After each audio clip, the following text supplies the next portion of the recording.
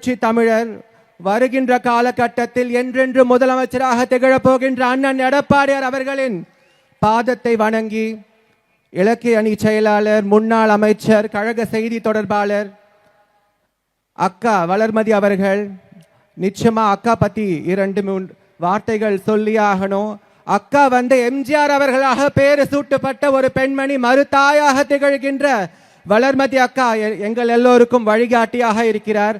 So இந்த மகளிர் அணி மாநாட்டில் அவங்களை வணங்கி கோகுலேந்திரா அக்கா அவர்களே, சரோஜா அக்கா அவர்களே, ராஜலட்சுமி அக்கா அவர்களே, வளர்மதி அக்கா அவர்களே அனைவருக்கும் என்னோட வாழ்த்தை தெரிவித்து, முக்கியமாக நான் ஒரு திருநங்கையாக சொல்லுகிறேன். வருகின்ற 2026 சுபமான காலம்தான், வெற்றி தான், புரட்சி தமிழோட ஆட்சி தான்.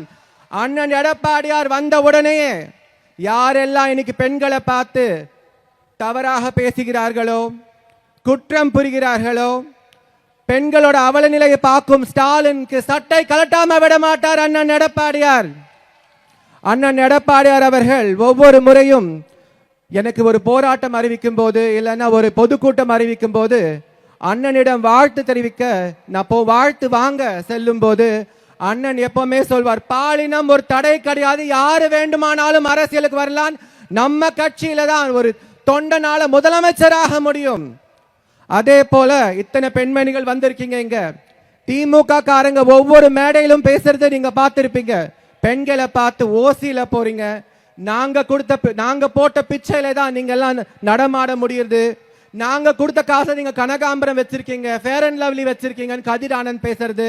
இவங்க எல்லாம் வாக்கு சேகரிக்க வந்தா பெண்மணிகள் என்ன செய்ய வேண்டும்? ஓட ஓட விரட்ட வேண்டும். திமுக காரங்க வந்தா பெண்மணிகள் நினைத்தா எதை வேண்டுமானாலும் சாதிக்கலாம். பெண்கள் நினைத்தா அமோக வெற்றி அதிமுகக்கு நிச்சயமாக நம்ம சமர்ப்பிக்கலாம். இந்த வாய்ப்பை கொடுத்த அண்ணன் எடப்பாடியார் அவர்களுக்கும், தலைமை கழக நிர்வாகிகள் அவர்களுக்கும், வளர்மதி அக்கா அவர்களுக்கும் நன்றி கூறி விடைபெறுகிறேன். நன்றி, வணக்கம். செய்திகளை உடனுக்குடன் தெரிந்து கொள்ள நமது அம்மா இணையதள தொலைக்காட்சியை சப்ஸ்கிரைப் செய்து அருகில் உள்ள பெல்